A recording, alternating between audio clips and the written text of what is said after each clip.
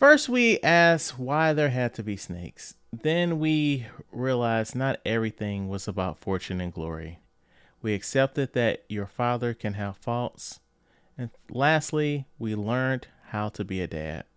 Tonight, we run out of time. In the final part of the Indiana Jones analysis, the Dial of Destiny. Returning, we have. My name's Caesar. Back again. I'm Matt. I'm Chad, and this is the 131st episode of your award winning podcast. We used to talk about this at work.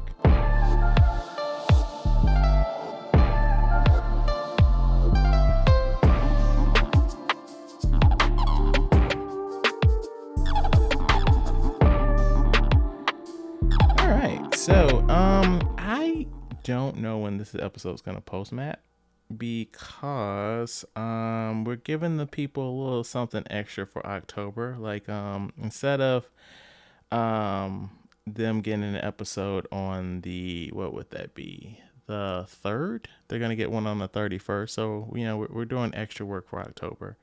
So I don't know if we're gonna make this one come out a little early to space it out, or if it's just gonna come out on a Friday. But also, spoilers, you guys are getting an extra episode in October. So how about that? That's why you Um, need to subscribe so you always know when we drop new stuff. that's right. You'll get those alerts that just pop up on your phone or your computer or your carrier pigeon or whatever you're doing. But we welcome back Caesar for the umpteenth time. How you doing this week, brother? I'm doing all right. I'm doing all right. Can I now be considered friend of the show now? You've always Can been I get friend that of the label? show. You've always Am been I? friend of the show. Yeah. All right. Excellent. hmm What's But the criteria? Three, three times can get you friend of the show. Four.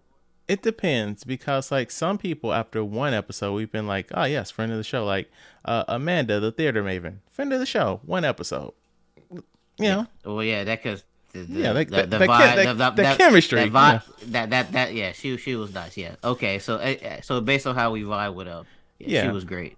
But also, to be, insider baseball, there are tiers, because Josh isn't a friend of the show. That's our cousin. That's our family. oh, he Yes. family. Yeah. UK Josh. Yeah. Our cousin from across the pond. Gotcha.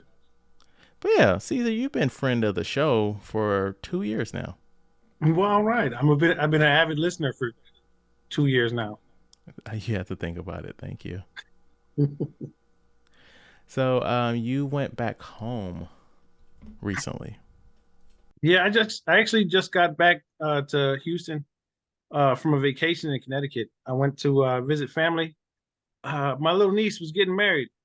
Oh, She's 26, so she's not so little, but she just got married, and it was a very beautiful wedding. I got to see a whole lot of family that I haven't seen in a while. It was nice. It was nice.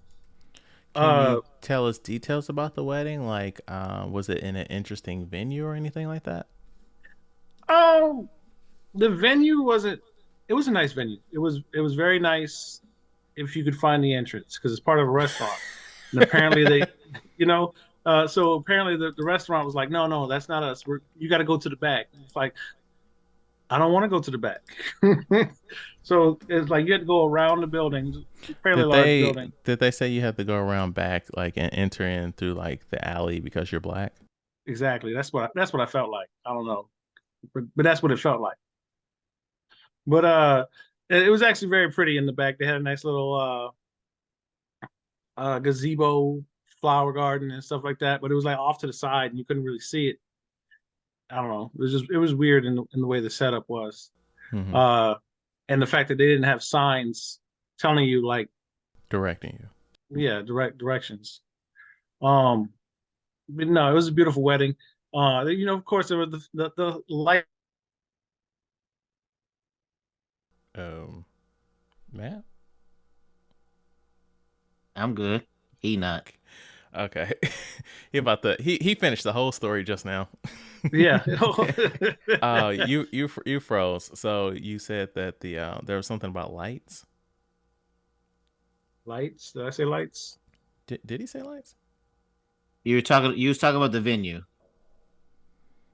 I was saying that There was a gazebo with pretty flowers. Mm. You want where you want to backtrack to? Start Whatever the right heck. there. That's where you Yeah. froze at was when you said gazebo.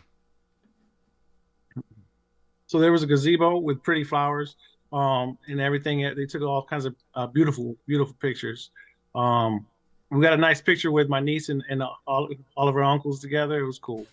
Um, and there was a few family members that was surprised that they showed up when we didn't expect them. Not because they weren't invited, just because you you weren't invited. Yeah, I get you. Yeah, just little family stuff, but it was still cool. It was a beautiful situation. Is this Um, was this a wedding where everything was in one place, or like you did the church and then you had to travel to this venue? Like, what was the so setup? everything was all in one. Everything was Okay. all in one except for the after party was at a brewery. It was really Mm-hmm. nice. Um, and I was the old uncle hanging out. It was Mm, actually real. It was actually really cool, but I was still like I was fly. I had a nice blazer on. I got a lot of compliments on it, mm. and we were all hanging out and dancing in the brewery, which had a nice little dance floor and a DJ. Did you have your Bluetooth in your ear? No, no, should I have? I mean, you old man uncle now. Yeah. Do you keep your cell phone in a leather pouch on your waist? Are these the standards? I didn't know. I didn't get these the criteria for being an old man uncle. these are old black uncle stereotypes. Oh, I was the old black uncle that was trying to dance with the bridesmaids. Come here, girl. Mm-mm, mm-mm. They're looking at you like ill. No, exactly. But I'm joking. I'm joking. I didn't do that. But I was dancing. I was hitting them with the smooth grooving. Hmm. That's Yeah. funny. But for So uh speak. for What's up, Matt? for Go on. No, no, Matt. What's up? No, I want him to finish before I say my part. I thought we were shitting on him still. Oh no, no. no. So no, I was gonna say I like going home to Connecticut for vacations. I like to see my family. I like to see Connecticut especially during the fall time. It's beautiful.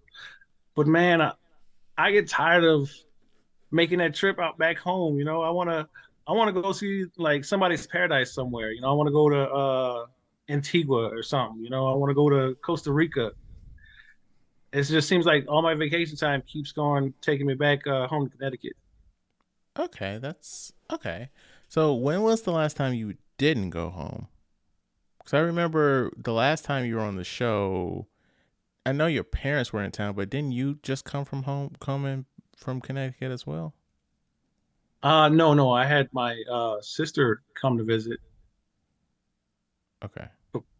Prior to that, yeah, no, no, I didn't go. I haven't been home to Connecticut. Actually, I haven't been on any kind of vacation since COVID. Really, Okay. I did go home because my father broke his ankle. I had to go home for that. So that was probably around the time frame of the first time I was on the podcast. Okay. Yeah. So do you have anything planned, or any like trips or anything, or anything I've that got you a would like to do, but you just need to get that extra push the to pull the trigger? only other vacation I have planned is for go to a football game in Pittsburgh. I'm a Steelers fan, so we always try to travel home to the Mecca to watch a home game once a year. Me and a cousin of mine. But all my chances to use my passport, I don't know. I don't like taking trips by myself, Mm-hmm. and I don't want to be that weird guy just walking through Puerto Rico on the street, lost. Um, Even though you don't have to use your passport for Puerto Rico. But so No, I don't we like get traveling what by you're saying. myself. Yeah, I don't like traveling by myself. So and nobody wants to come along for the ride. Man, I threw out there in the group chat we need to do a big guys trip because I had a life event, and I was like, yeah, man, we're gonna be passport bros. And I was like, yeah, let's just get a whole fucking collaboration over here. Crickets. Which group chat was that? The one with Laurent. Oh, I don't know. I wouldn't mind being a passport bro. I'm still single, looking for a wife. Oh Might find one no, in no, Colombia or something. you're not. No, if you gonna be a passport, bro, you're not trying. Wife is the last thing on your mind, man. No, that's the purpose. Because we trying to find the No, no, we're not gonna sugarcoat this. I was talking about hedonism. All right. oh, that's All Jamaican. right. So clarification. Caesar's right. Passport bros is a thing to where they go out to get to these other countries to get these women and marry these women because the U.S. women don't do what they're supposed to, and these other women basically, what's the word, are like submissive and things like that. Oh, I thought passport bros was just out here like exploiting the economy and just like getting women and doing stuff with them. I didn't. Oh, No, oh. no, they're it's a thing where these women will, cater to you and stuff, unlike US women. So like they are looking for spouses and things of that nature because these US women aren't doing that. That's why they gotta go overseas. So what Exactly. I'm is trying to find me a Japanese wife. what is it called? Then what is what I want to do called? Hoeing out? I don't know. I don't know. Okay, okay, that's fair. I don't. That's fair. Okay. Well, before we let's go back to this, but I just want to say, speaking of weddings, I want to shout out Jordan just had his wedding, friend of the show, Jerry's brother. I know he's back home in St. Louis to attend that wedding. And they got me thinking, besides your own, I am talking about you, Shad. Have you been to weddings? I've never been to a wedding before. I've been to lots of weddings. Like you remember last year, I went to friend of the show Lindsay's wedding, and Oh yeah, then that's right. just this past September, I went to a wedding in Omaha. Caesar, what about you? How many weddings have you been to? I've been to, I think, three weddings. Three weddings. I missed yours. I'm sorry. If you call that a wedding. Yeah. But I was there at the But proposal, though. That was beautiful. see that, I mean, like I've been to my mother and stepfather when they got married, but I was a kid. But besides that, I've never been to a wedding before. Yeah, it. And this was gonna be my closest time, so he invited me to be his best man, but Oh, money and he things and actually. time. I didn't know he actually asked you. I just thought he said in the air I Oh no, would he asked have. me. Okay. Yeah, he told me, but money and things and time couldn't make it back home. But so I was wondering, well, you guys have been to multiple weddings before. Mm-hmm. Is there anything specifically you want to ask about it? No, I was just curious because I was like, I haven't, and I talked to the wife. She hasn't been to a wedding either. So I was like, are we just none of our friends are getting married, or we're just not invited to this stuff, or how come we haven't been to ones? I It mean, sounded like I. you just didn't get invited. That could be true. I mean, I could get like in situations where like maybe your personal friends in your real world life aren't getting married, but like it's weird that none of your coworkers have gotten married and didn't invite you. Um, because in my military life, I can't think of anybody getting married, and then at our previous employment, I can't think of anybody friend wise that was getting married. The closest was you, but I didn't know you like that at the time, Yeah. and then now here, so I no. mean, definitely you would have been invited if I would have known you a smidgen longer. All right. So something Um, about something that I noticed when I was there, and being the old uncle was like, man, all these kids are growing up around me, and it's pretty wild to me, like these kids that you knew from when they they, was I hate babies. that so much because it's like you like growing up, you heard old people say that shit, and now I catch myself saying that when like I have a coworker that I've known since Matt and I worked together before Matt and I worked together, and now we work together at the place we work at, and I've met her niece a few times. And so whenever like the first time I met her was like you remember like bring your kid to work day, Matt? Mm-hmm. So it was like that, like in probably like 2014 or something like that, you know. And I've seen her. I saw her recently over the summer, and I was all like, I remember when you was down here and you as tall as me, girl. And I'm like, oh, that's what old people say. I get that because even here, like when the coworkers for a Chris party met her daughter and everything, she was 13, this little girl. Now when I talk to her mother, she's going talking about going to university and stuff like that. I'm just like, girl, you were just like 13 a couple years ago. Right. Now you going to college and stuff. That's Yeah, now they're getting married and they whew. live it, starting their families. So okay, so you've not really been to any weddings in your life, and I'm sorry to bring the conversation down in this regard, but have either of you been to many funerals? No, I've I been to. I can count on one hand of how many funerals I've been to. Three, four, four. well, that's a fair amount of funerals because I've been to And I'm not just saying like your family. No, I'm saying like the very first funeral I went to was a cousin, and this is I was a kid, so I was like maybe 10 or 11, and I remember this because I was a kid. And after that, I can list it off. It's been my step grandfather. It's been my um.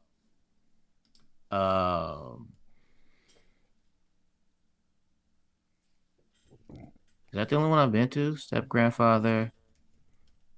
Actually, two now. Thinking about it, just two. Step grandfather, cousin, because I didn't make it home in time for my father and my grandmother.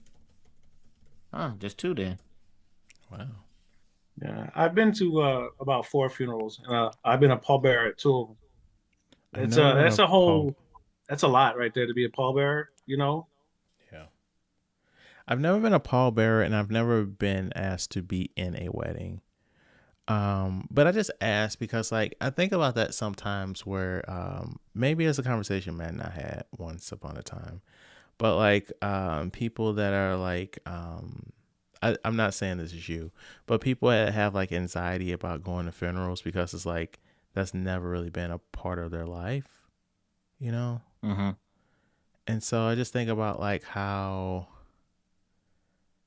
I don't know that that's just the sequence of events of your life, right? Where like your grandparents or whatever were at an age where by the time you were born, they had already passed or whatever. Like, cause Mm-hmm. usually I feel like your grandparents or whatever, since they are older people in your family, those might be like the first funerals you go to. Right.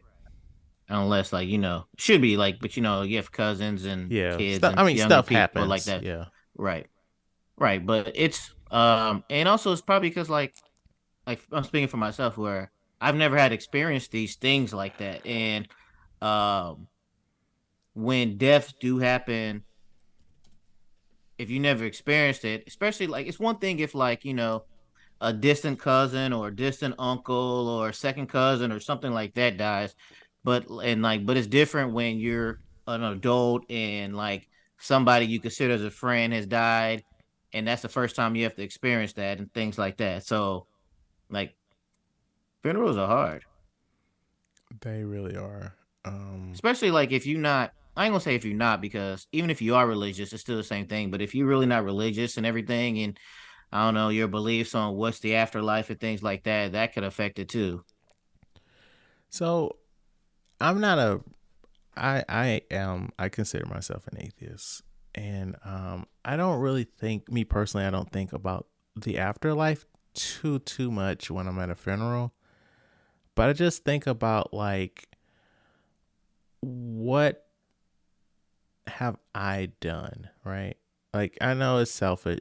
Humans are selfish. I am not somebody that's gonna publicly say this at the funeral. I've been to some stuff where people have been, talking about themselves when they should be talking about the person that passed. But Mm-hmm. I just reflect about like what have I done in my life, right? Where like if I were in this, if it were me in this casket, like did I live like the best life that I could have? Like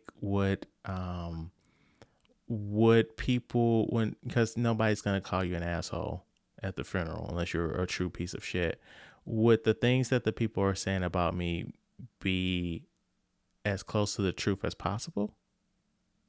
You know? No, it wouldn't be No, no, no, because no, no, no. What? Oh, okay. I'll let you talk. I'm sorry. well, I'm saying no, it wouldn't be because when this happens, people exaggerate what you really are, and Yeah. because of that situation. No, But no. my thing Yeah. is like, I know I think about this a lot actually about dying, and my thing is not about what people think about me. It's like, do I have enough time to do stuff like really? I always think about my son, and I'm like, am I spending enough time with him? Am I doing enough for this? And uh, like even because we creeping up in 40 in the next couple of years and things like that, and it's like you know time's a ticking, and we got to make this time count. And like that's my biggest thing. It's like, am I spending my time correctly and everything with and doing stuff for him for his future and stuff? What do you think you could be doing differently? And I'm not saying you're doing anything wrong, just to be clear. I'm just saying, like, if there was something more you could be doing or something extra, is there I anything you don't. I think? don't think there is. I don't think there is. I just think this in my mind is scared of death and always wanting more time to be Okay. like, not yet. I need to do this. I can say that today. 10 years from now, not yet. I need to do this type of thing. Yeah, I mean, no, I mean, you're not really ready to pass on until like that shit's looking at you in the face, you know? Right. I don't Yeah, know, you're like, always gonna have some kind of leftover regrets. Like, damn, I should have done this or that. Yeah, it's like, damn, I should have went to that trip to Jamaica with Caesar. And you would have had a blast. We had a good time. I mean, we're See, we're all gonna have like regrets about like I should have gone on that trip or shit like that. I don't know, like I feel you on that, Matt. Like, I mean, my daughter's little, but you know, there's so many, there's so much more that I could do. But then also, it's like, how much of that shit is she gonna remember? also, it's If like it really takes patience because kids are fucking annoying, man. I mean, I love my son, but it's kind of like it's 6 o'clock in the morning. Why are you trying to have a full conversation with me, man? Kids are kids, and then when you see them do productive stuff, and it makes you proud. It's a give and take thing.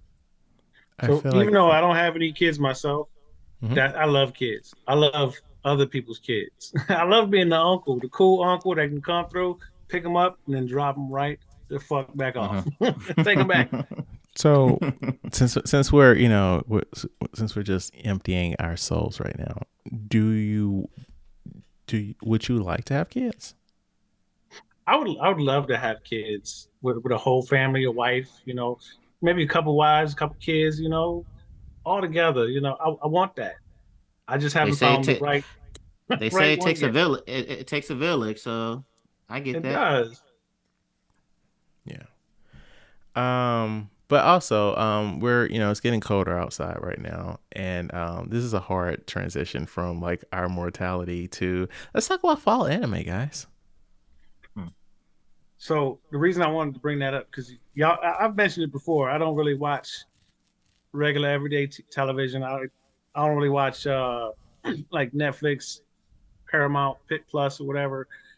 Um, so for me, it's all about the anime. I love my anime. That's my TV. It's my go-to stuff.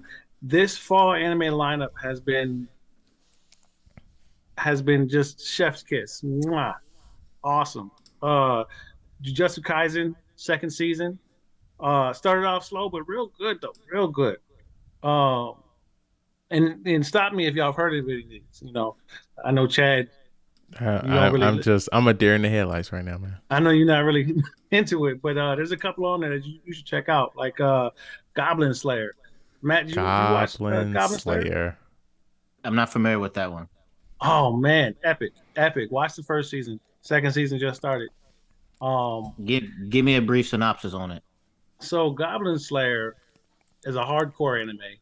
Uh, the anime is all about this one adventurer knight who all he does is kill goblins. That's his whole thing. That's his stick. And goblins are like the weakest creatures, right? But they're sly and they're feisty, and they're actually real cruel creatures.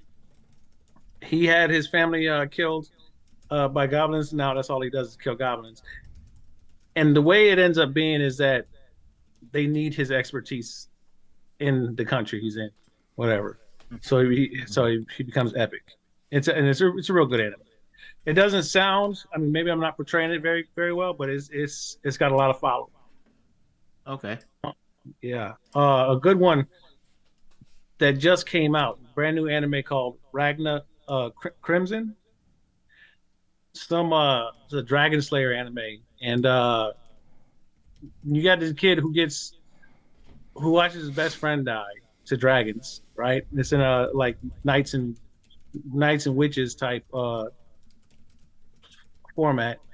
Uh, so basically, he watches his best friend die, and he goes on to become like the strongest hero.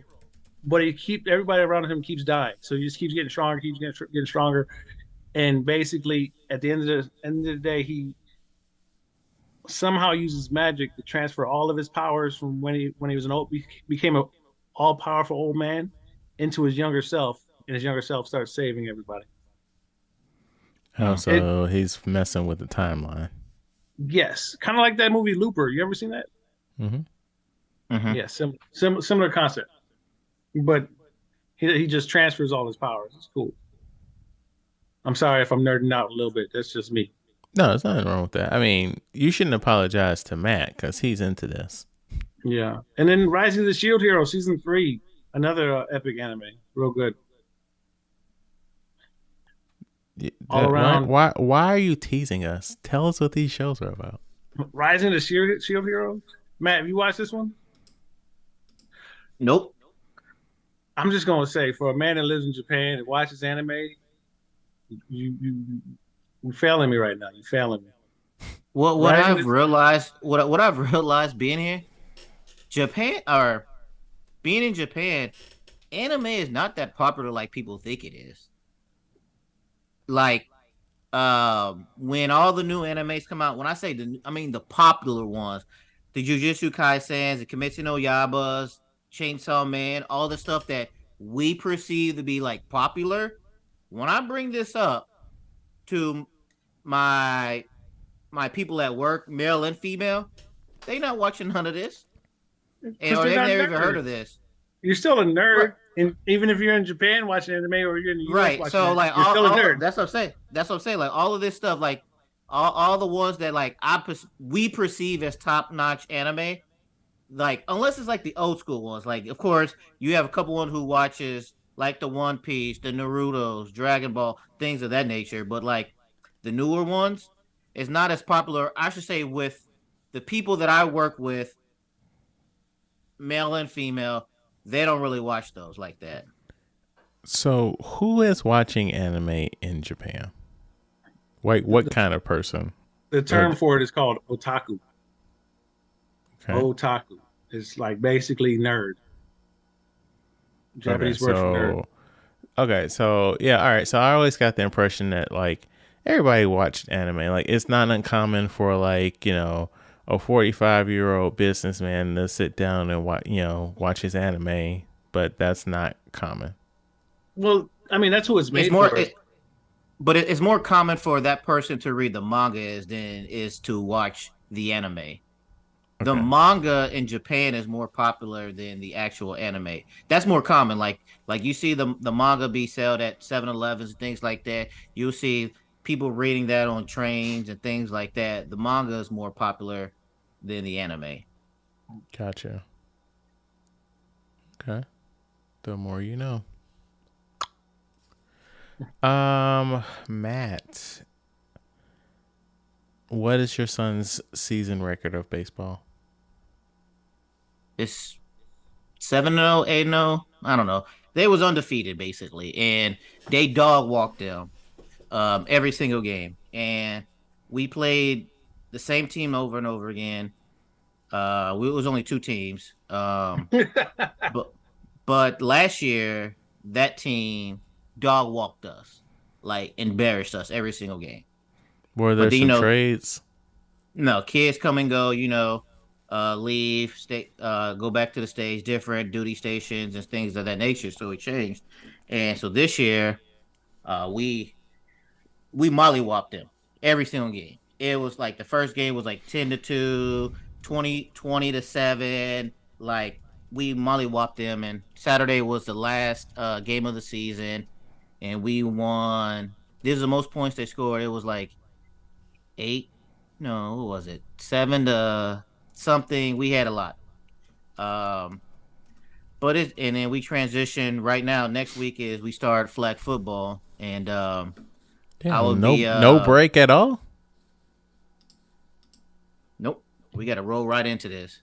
Okay. And this one I'll be help coaching on the team with Jayden. previous guest Jayton. We'll be coaching our son's age group. One of the parents, when we were talking about this, she says that I should get a shirt that says "Ask me about my podcast." That's pretty cool. Right. Why don't you have that shirt? Chad's gonna get it. Why don't you have that shirt, Matt? Because one of the parents just told me this yesterday. It should already be on order. Right. It should already be on order. Ask me about my podcast, and then have all the information on the back. It'd be number one, award winning, and list everything so people know this how you do it. Get the thing that you can was that the QR code thing so they can put the QR code back. Yeah.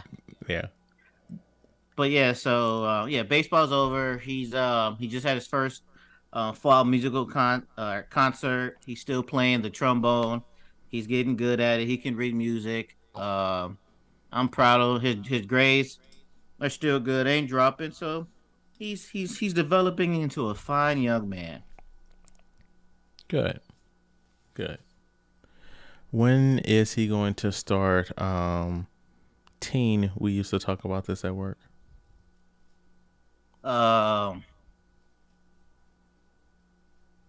I don't know. I don't even know if I want that. He be in too much drama at school and stuff.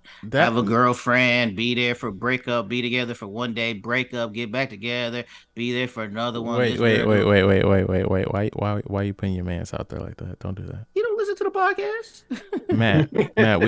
We had a surge in demographic shift. We can't talk about that. Right, but I'm not saying who the girlfriend was though. The very fact that you're talking about it and you're naming that he's in this mix, right? People who know that that who his girlfriend was and at that time and how they broke up and things of that nature. So that's fine. No, I'm taking that out. Keep that in there. He need to know that. So when he gets older, he realized that yes, his father was paying attention to his life, ain't even brought up his dating life. So when he's old. Or when he's older and he has that's wife. So sad. No, that's sad. Because when you die and he wants to feel closer to you, he's going to re-listen to these fucking episodes. And it's like, the shit we were talking about. But that's good, though, because this is my authentic self, though. So, it's not my authentic self. It's my edited authentic self. Yeah. Right. It's my edited authentic self. You can get the unedited versions off the cutting room floor. That'd be cool. But I just think back to like I definitely don't want him to hear that. He needs to think of me in a higher light than that. Nah, yeah, it's the early episodes were like we were going for a lot longer than we would actually release the episodes for. A lot of things were said that they just need to stay there. Right, they need to stay buried. But no, what I was trying to get at is just like, he gonna listen to the early episodes where our sound quality was trash. Like, don't do that. That's where like when people like, oh yeah, I'm listening to your podcast. I never ask them which episode. I just hope it's the most recent ones. But because I'm like, I hope they're not like, oh, this is a TV show. I need to start from episode 1. No, this is not a TV show. No, like I ask all the fucking questions. What are you listening to it on? What episode did you not? Cause like, nah, don't be Don't be listening to like episode 1 and we all like like no, don't do that. Right. Right. Yeah. We 130 plus episodes into this. Do not start at one. Right. We it's like I get you want to start from the beginning, but like no, don't be like starting at season 1 of a show where like you looking at their hair and wardrobe and it looks like shit. Start in the later seasons where you know they got a budget now and they Right. getting tailored outfits and stuff. What you're watching? You're on Hulu, or is this just you're just saying Hulu for us? I'm watching Hulu. Well, So it would be Disney Plus for you, but that's why I'm just saying like you wrote it as oh no, Hulu. it's not on Disney Plus. I had to go to Hulu for this. The Meal. Okay, what is this? So The Mill is a horror movie starring Ooh. Little Rel. Oh. So Yeah, I didn't I I mean, did if not I would have been that would have been more positive if we didn't have Vacation Friends too. Now, the plot reads for The Mill: a businessman mysteriously wakes up in an open air prison cell with only a grist mill. Forced to work as a beast of burden, he must find a way to escape before the birth of his child. Uh, Now, that's how the plot a reads. what now? A grease meal? A grist mill. Basically, he has to push a little wheel around this thing. Like a gerbil? No, actually physically push this wheel thing around like a mill. And yeah, he has to do X amount um in the day and things like that. I don't want to spoil it because I want people to watch it. It is not a movie theater movie. If if this was like a movie theater movie, I would shit all over this movie. But since it is a streaming movie, I would recommend people to watch this. Now, with that being said, I enjoyed this movie, but I will say that Little Rail's in this, and this is a single location, single person movie, meaning they shot this in one. 98% of this movie is shot in this cell, and Little Rail is in this movie 99% of the time, and it's just him. So it revolves around him and his acting ability. Now, his acting ability is good, but it's Little Rel, so he has a animated voice, a comedic voice. So when he's doing these serious scenes and he's yelling and screaming and projecting emotion, it's in that animated voice to where it takes you out of it. So So if you go ahead, Chad. no, I was gonna jump to the end. So keep talking. Okay, so if like you can't get into it because of the voice stuff and everything, I completely agree. But also they do a plot twist at the end, and if that plot twist doesn't land for you, I completely agree. Like either you're gonna hate this movie or you're gonna enjoy this movie, but by the way they did it. I enjoyed this movie. So the first review I see on IMDb says the slowest burn for the worst ending possible. So you gotta spoil this shit, man. No, I don't want to. I don't want to. It's no. I'm not. I want you to watch it though. That's what I'm saying. Either you're either like because if you read the reviews, people either enjoy. I'm gonna say love. They either enjoyed this movie or they hated this movie, and I can see why both sides of it. Okay. So you said it's a horror movie, right? It's a not a horror because not really blood. It's more like a thriller suspense type of thing. Psychological horror or something like that. Yes. Is there monsters, or I mean, what's scary about him in the The jail cell? Mill. Saw is this some Saw shit? Yes. It's basically he has to turn this mill X amount of times in a day, and like they have a quota. So his quota is I don't know. We'll say he has to do it 100 times, right? That's his quota. So he can stop after that quota because he did his part. But there's other people in all these different cells that he can't see. So if everybody made their quota and each person's quota could be different, right? So it's still the least amount.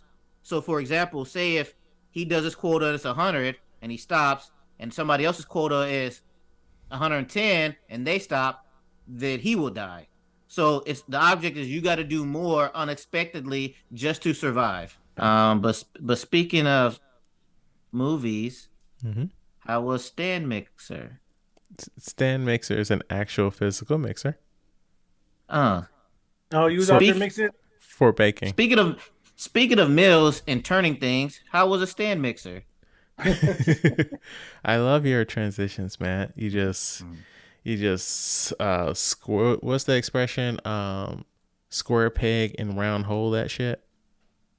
Just shove that shit in there. Yeah. So I've been doing my best to be a top chef in my personal life. Cooking a lot of things, been doing a lot of baking, and like the biggest issue I have is like when I have to do anything with yeast and dough, and you got to do what is called kneading the dough, like when you like doing the things to it. I can never knead it well enough to where it's not dense when I finally bake it. So I was Mm-hmm. like, I need to get a stand mixer. And so I got a pretty decent one off of Facebook Marketplace. And the first thing I made were cinnamon rolls. And I just sent you guys a picture in the group chat. If you're watching on YouTube, it's on the screen now.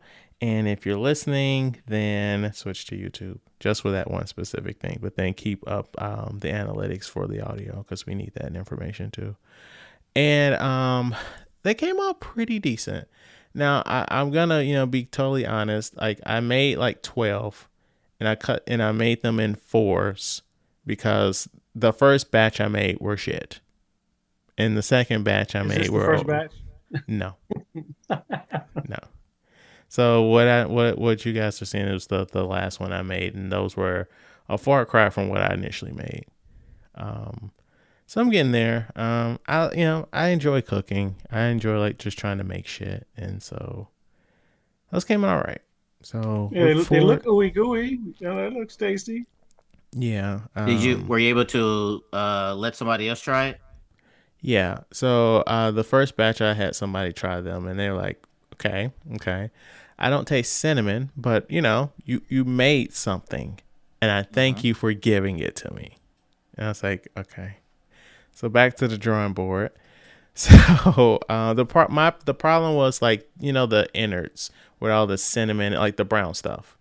Mm-hmm. Like I didn't make enough, and so I spread it too thin, and so when Mm-hmm. it baked, it just basically just absorbed into the shit instead of like expanded.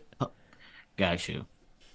So on the second one, I tried to like just use the second one was still more of a closer to the first one.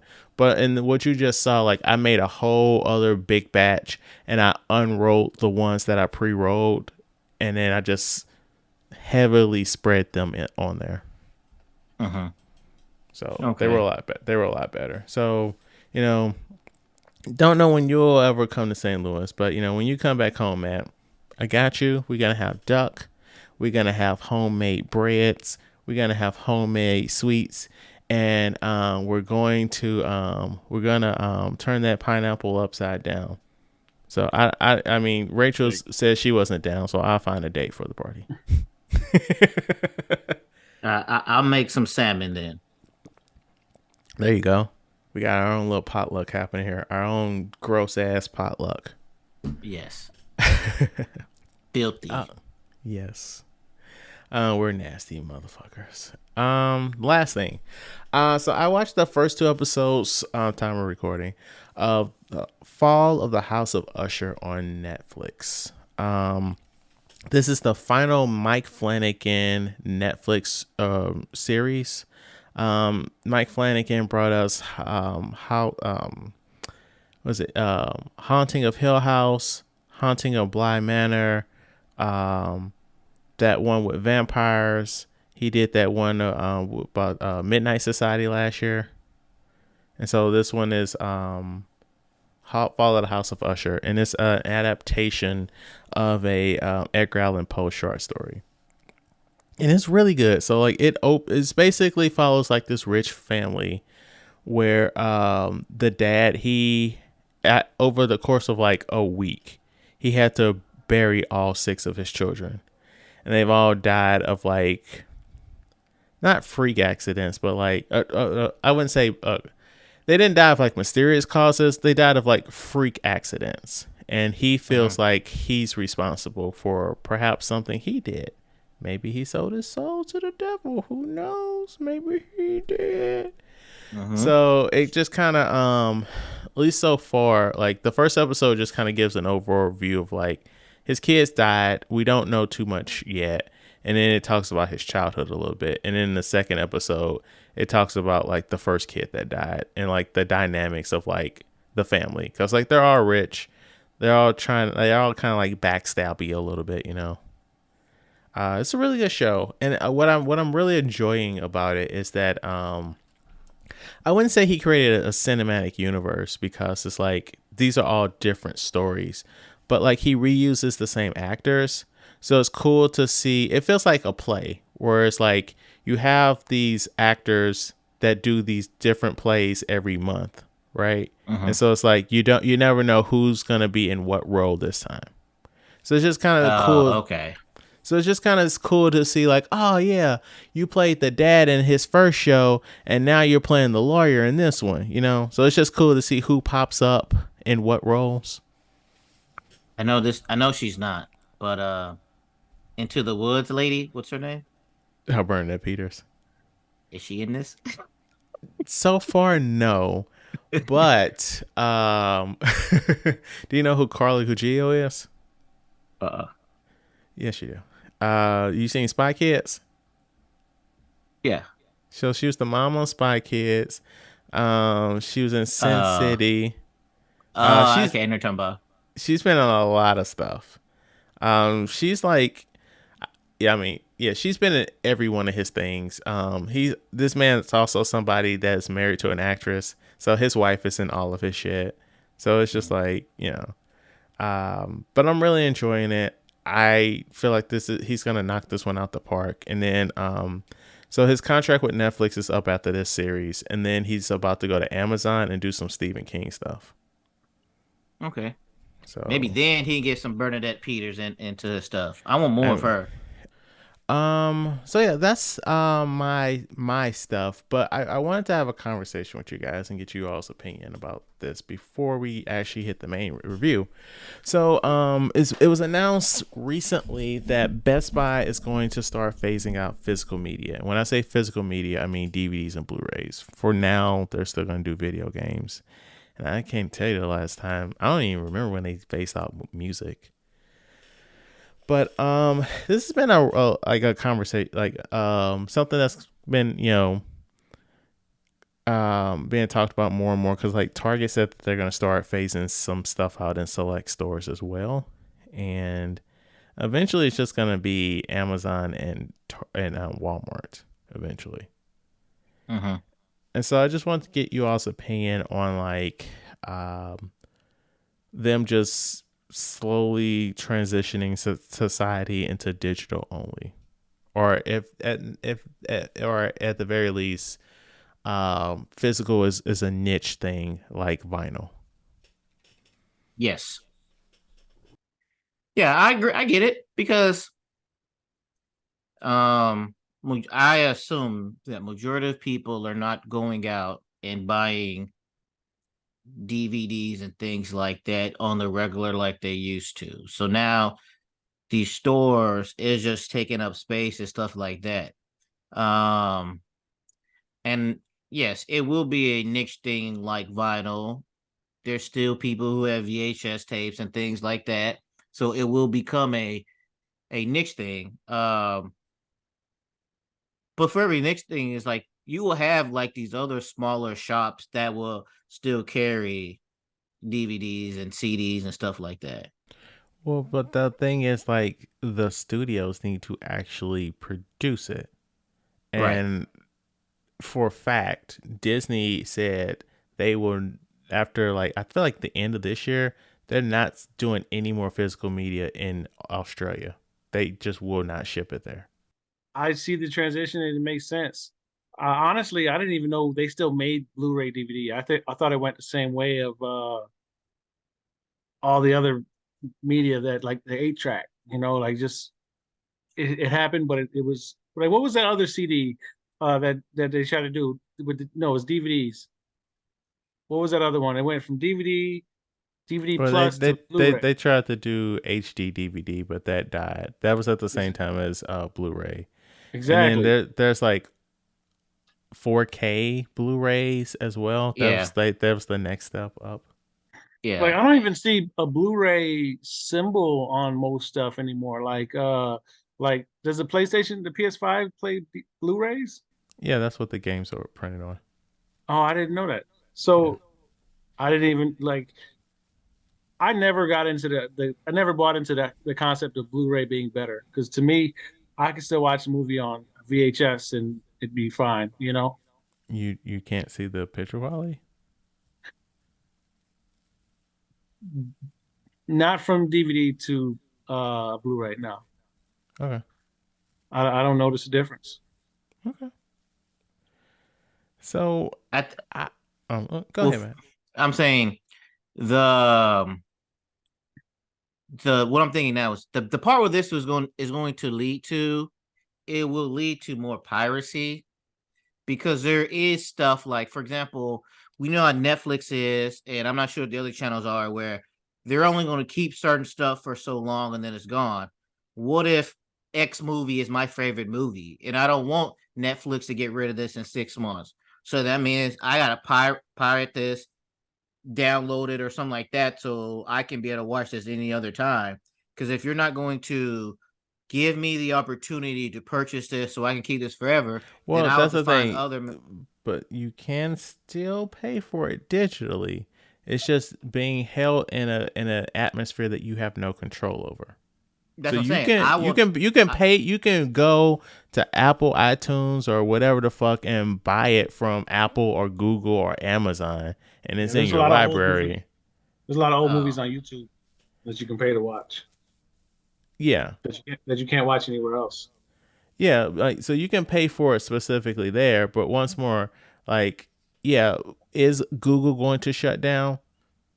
Right now, we don't think they will, but maybe in 20 years, they want that Google won't be a thing. right.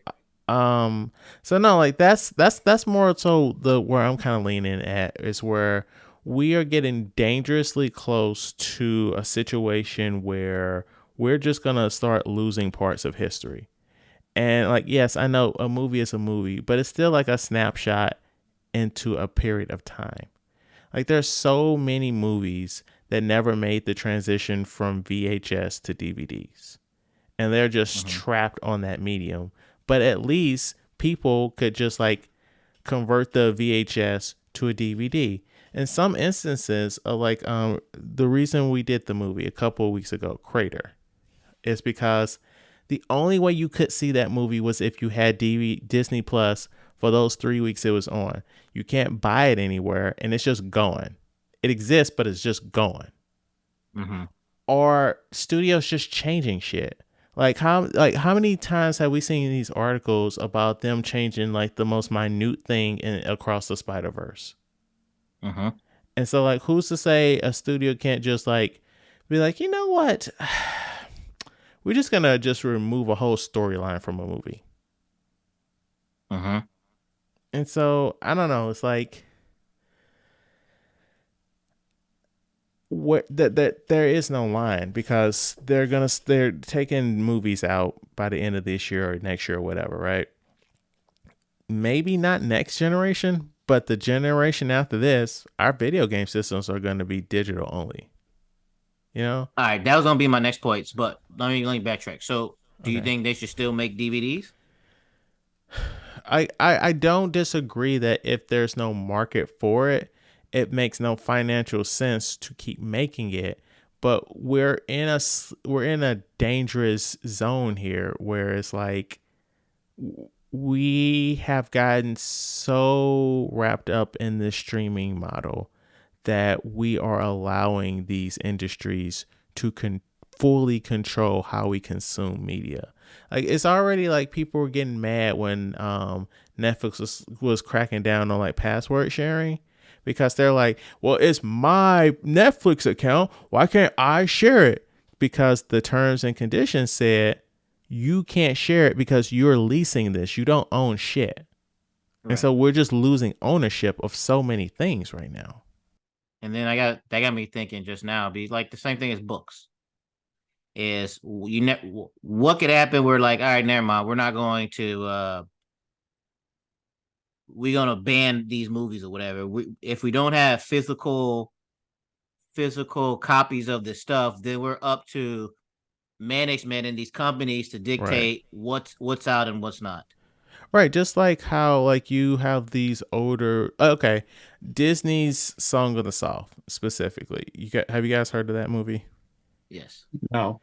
So it's a movie they made in the 40s where the main character was a slave and it's a family movie.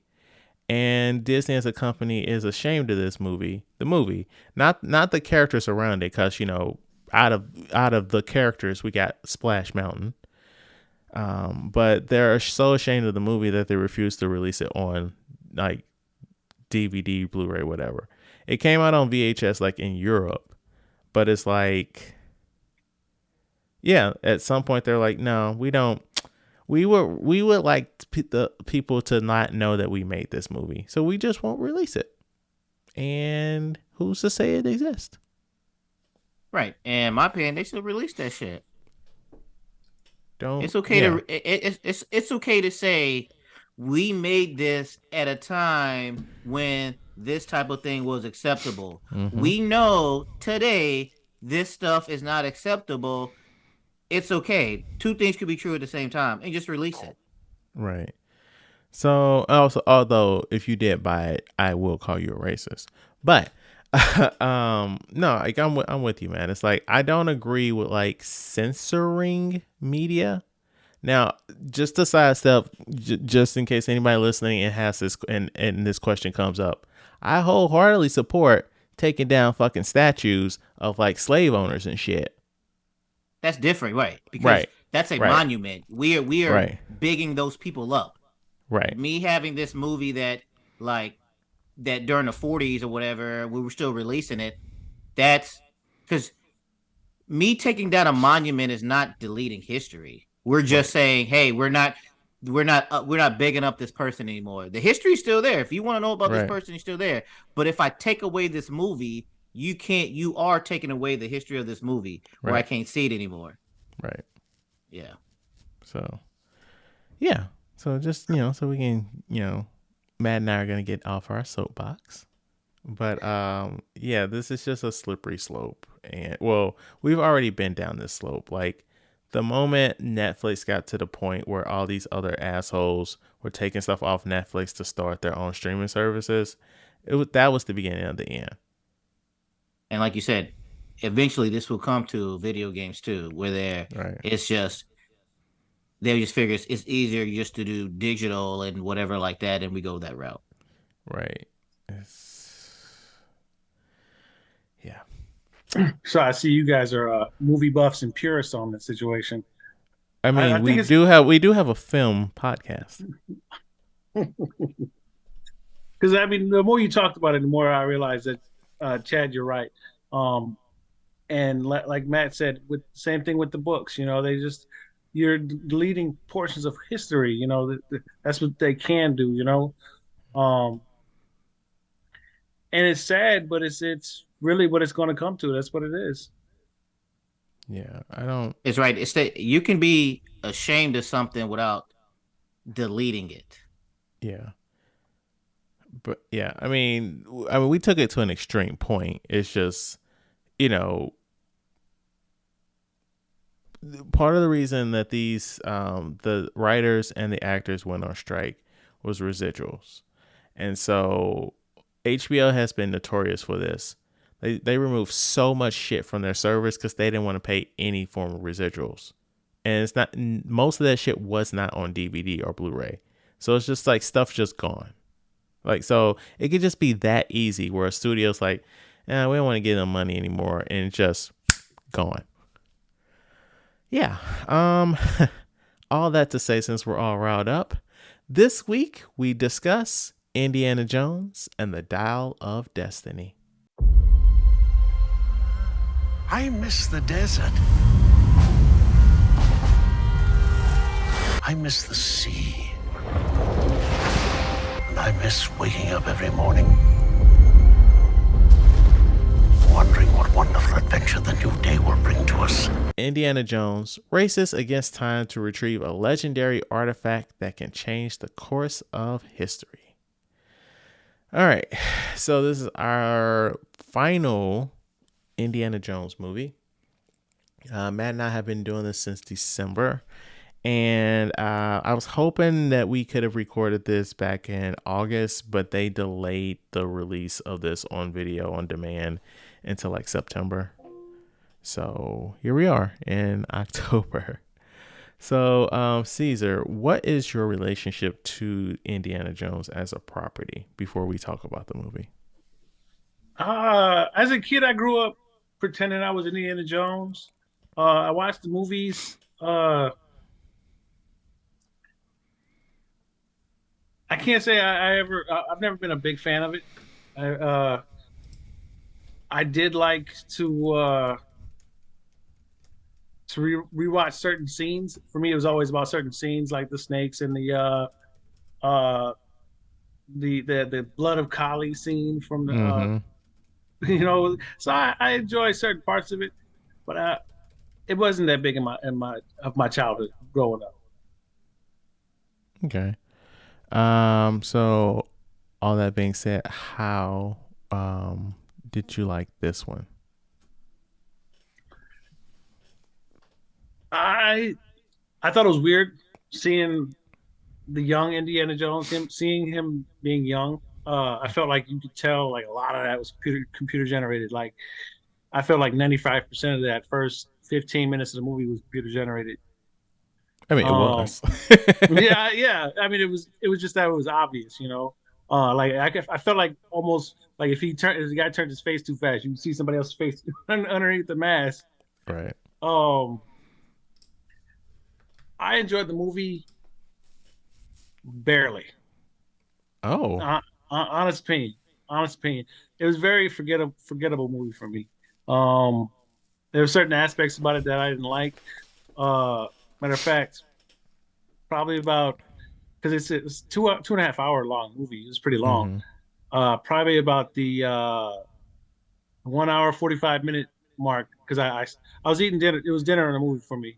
About 1 hour 45 minute mark. I got up, and started washing dishes. I put my plate, put my plate in the sink, and started just listening to the movie while I'm washing my plates off. It kind of dragged on for a while. Mm-hmm. I didn't like the female character lead. Just personal Yeah, opinion. yeah, we're just gonna call her Phoebe Waller-Bridge. We don't need to remember her character's name. Yeah. And so hold on, I'm trying to think. It was just too easy of a read for a movie. Like you knew every step of the way what was about to happen Mm-hmm. for the most part. Now are we doing spoilers? Can I Yeah, spoil? it was just an open conversation. Yeah. All right, so I did enjoy at the end of the movie how everybody's trying to use the dial to get to a certain time, right? They're talking about it Mm-hmm. getting to a certain time. That Archimedes was like, "No, you were always supposed to see me." Like, and they Well, figured out. They well, figured out it also doesn't. that they were also like, there was stuff in his calculations that he could not have accounted for, Mm. and But so they said that. So the woman said that it was always meant to lead you here, mm, and like Archimedes said also, like you were always meant to find me. okay, Is because he needed help with the war. He was asking for help with the war. Um, because I believe they were using they're supposed to be the way the history stories go is he used the mirrors to burn the ships, yeah, but they never showed when they went back in time. Those mirrors never did any burning on the ships. It was the plane going around shooting and then falling from the sky. mm-hmm. So I thought that part was interesting. It was a nice little twist right there. Yeah. Matt, No, I did not like this movie at all. Um,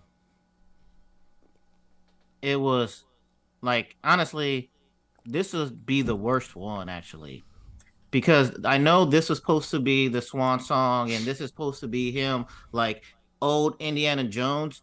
But besides the jokes that they were doing about him being old, what him being Indiana Jones now versus Indiana Jones, Temple of Doom, or anything else is different. He was still fighting the same way. He was still doing everything the same way.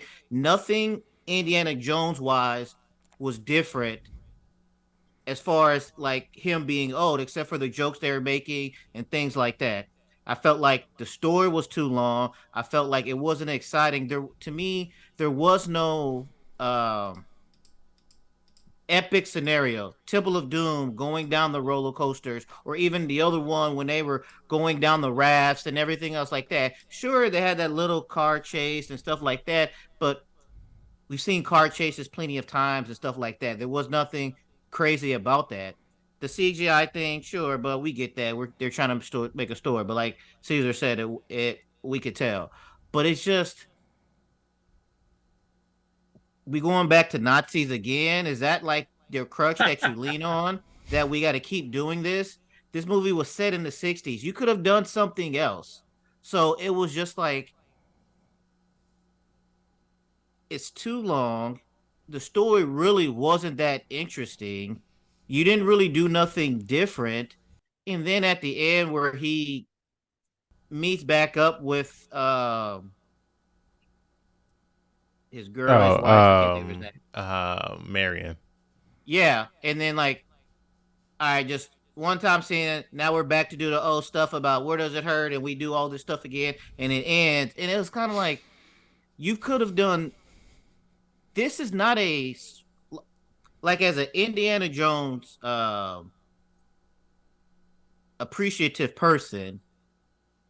You're not satisfied with this. I don't see how anybody, if you love Indiana Jones like this, you are satisfied with this movie. Yeah. So, and like you said, like the Phoebe person, I did not like her once. Sure, it was cool seeing her in the first scene with the classroom where she was answering a question, but once we got to know her, she is not a good character. Like, she is not a good person and a good character to root for. So like whenever she was in danger, I'm like, fucking kill her. Indiana Jones, why you trying to save her, man? Let her die. Right, just let her, like, and everything else like that. So like, I did not enjoy this movie at all, and I will put this honestly as the worst one. Interesting. I'm not gonna have you rank them. I don't want to do that, but we will talk about what our favorites were. What one movie is our favorite?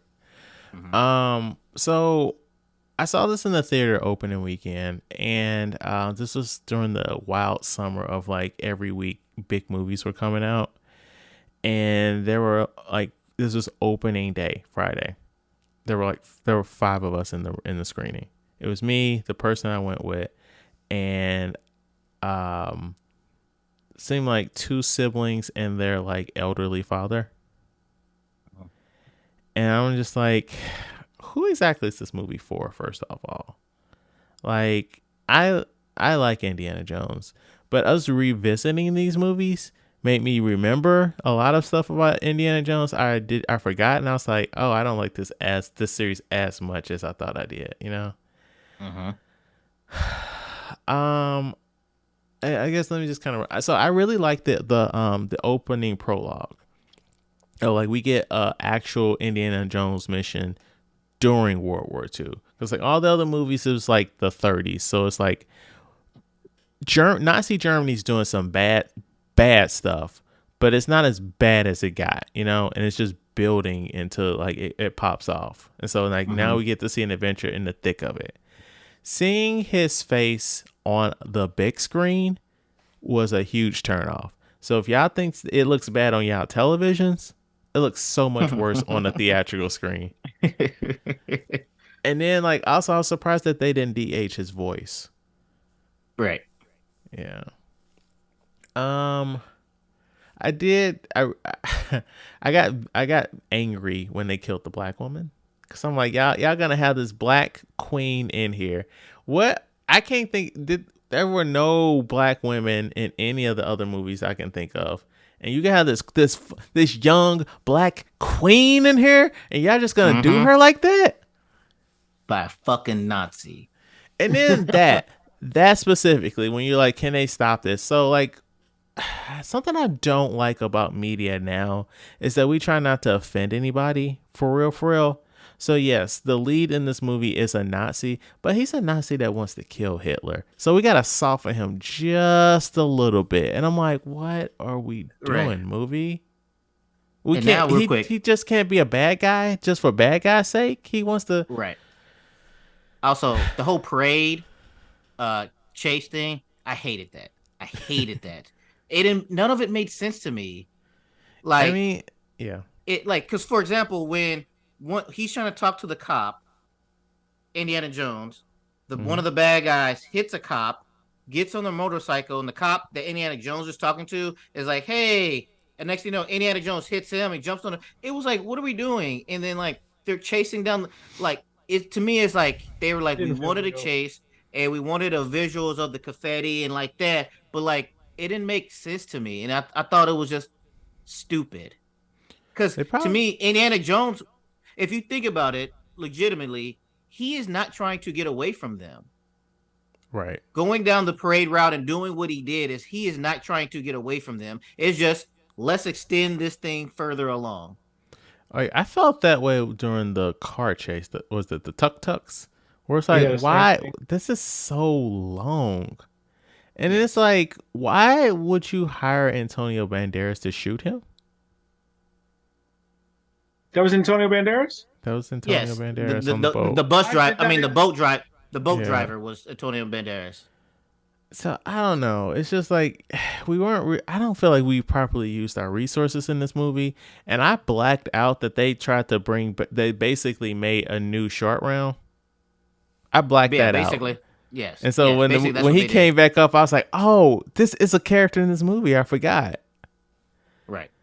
So I don't know, man. It's like I like Harrison Ford a lot. Like he seems like he is an authentic person. I'm not saying he's a kind person. I'm saying what you see on the screen, that is a version of him. And no matter what movie he's in, he's a gruff asshole. And it's like I admire that. And I'm happy that he got to, for him, close out this character. But I don't think we should have did this movie. No, and like you know how studios are. Sure, this might be the end for Harrison Ford, but this is not the end for Indiana Jones, right? Or a sequel or a prequel or something like that. You know what's going to happen. So my thing is like they killed off his son, right? Shia LaBeouf or whatever. Yeah. Right. They killed him off. But really, you can always throw in a new character in that role. Yeah. So why would you kill him off where you could have a quote unquote, I know it's already been done, but a quote unquote a young Indiana Jones or a Montana Jones or something like that, where you could continue this on to where if you kill off his son, you could have said he's done, like, because honestly, I know, like, you know, his son died in the war and blah blah blah. That's why he distance from the wife and everything. You could still have the same scenario happen without him being dead. Maybe he dislikes him and that's what happened or something like that, where you didn't have to kill him, because you know that they're not going to let the Indiana Jones name end with this movie. So my thing is, like, I feel like not Disney, but LucasArts squandered this franchise because they did nothing to keep it in the public consciousness to where when you do get a new movie, you're hyped. Like, they're just like, hey, we're doing another Indiana Jones movie. Who's that for? Where are the video games? Where are the comic books? Where is the something to where, like, young people care about the cartoon this? version of this or something like that. Yeah. Like something. Like Star Wars was always like pushing toys, pushing comic books, pushing novels, pushing cartoon shows on Cartoon Network or whatever. Like, I'm wearing a shirt. I'm wearing a fucking Star Wars shirt right now. Like, they have always been pushing the idea that Star Wars is a thing into the public consciousness. So like when you hear there's a new Star Wars movie, like, well, shit, man, see my boy C-3PO, see what's going on over there. Like, what am I hyped for when I hear there's a new Indiana Jones movie? Not me, because I'm a movie person, but like the average person. Correct. And I completely agree with that. Like, think about Teenage Mutant Ninja Turtles or Transformers or any of those stuff Mm-hmm. where they've stayed in mainstream one form Yes. or another to keep the eyes on it, to where Indiana Jones, just like what Caesar said, before we did this anthology run, I have not seen a full Indiana Jones movie Right. because it's been a hit or miss whenever they dropped or whatever. And me as a kid, unless my parents took me, I wasn't checking for Indiana Jones. Mm-hmm. There was no cartoon, there was no thing, no toys or anything for me to be interested in. So yes, I 100% believe that they dropped the ball on this. Right. So they made this because Harrison Ford wanted to do it, and cool, but also that lead up should have been a lot stronger. We should have gotten a new comic series at the very least, some books and a line of toys, something. And now that I'm thinking about it, they should have, if they weren't going to have a son in this, because whatever, they needed to have another new character, something that can go future wise. Because go back to what I'm saying about how him being however old he was in this movie, Mm-hmm. his actions didn't change. He was still doing the same fighting, Yeah, same they getting didn't choked out. adjust it. Yeah. Right. If this whole premise is about him being old, show that he slowed down a little bit. Show that his punches ain't landing like they used to, and maybe he needs this new character to help him out more or something like that. He did exactly what he's always done. 20, 30-year-old Indiana Jones versus 60, 70, there was no difference. Mm-hmm. So, Matt, and you can play as well, Caesar. What is you all's favorite Indiana Jones movie of the five? Temple of Doom. I think there Ooh. is only one movie, Temple of Just Doom. like, really? Temple of Doom. You coming out with that too? Yeah, I mean, I'm just saying. I'm so after this retrospective, I'm gonna say Last Crusade because like the first one, I felt weird rewatching it because like I knew too much about it. Like I was very much aware that Indy was fucking with Marion when she was like a literal child and he was an adult man.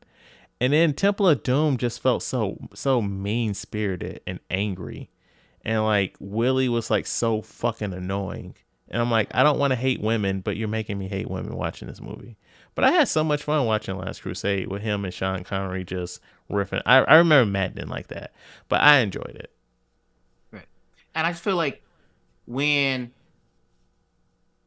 before all of this stuff, when my idea of Indiana Jones and what Indiana Jones represents and does, I feel like Temple of Doom exemplifies everything what in my mind Indiana Jones does. That's why I love. I mean, of course, I know the racist stuff in there and everything. We talked about that. Oh yeah, I forgot about that. right. I understand all the racist stuff, but hey, just like we talked about the movies earlier, we can acknowledge that these stuff is racist and still watch this stuff. But yeah. That's why I feel like Temple of Doom is like the perfect example. If somebody was like my son, for example, he was like, I heard about Indiana Jones and I want to show him, I will show him Temple of Doom. Okay, that makes sense. Not arguing. That makes a lot of fucking sense. What do you guys think the Rotten Tomatoes was on this movie? 69. I want to say bad because of my thought process, but you know, it's the last movie. Maybe critics bumped it up a little bit. Let me go 70. Yeah, right on top of each other. The reason I say 69, because I believe the critics are going to be movie buffs, people who really enjoy the callbacks to the earlier movies, like the Give 'em Hell Indiana Jones, and the kissing on the elbow, where does it hurt, where does it not hurt, that type of stuff, So I think they're going to like that, but I still say like 69. You're right on the money, 69%, with 407 reviews. 88% audience score with over 10,000 reviews. Wow. Yeah, that surprised me too. who is reviewing these movies? You're right. Because they don't know what they talking All right. Indiana Jones and the Dial of Destiny. Its release date was moved 4 times after being announced. Of the following real release dates, which one would have coincided with the 40th anniversary of the franchise? So we got, I'm not going to say the exact date because I'm just going to say month and year. Because the question is really what is the year? A, July 2019, B, July 2020, C, July 2021, or D, July 2022.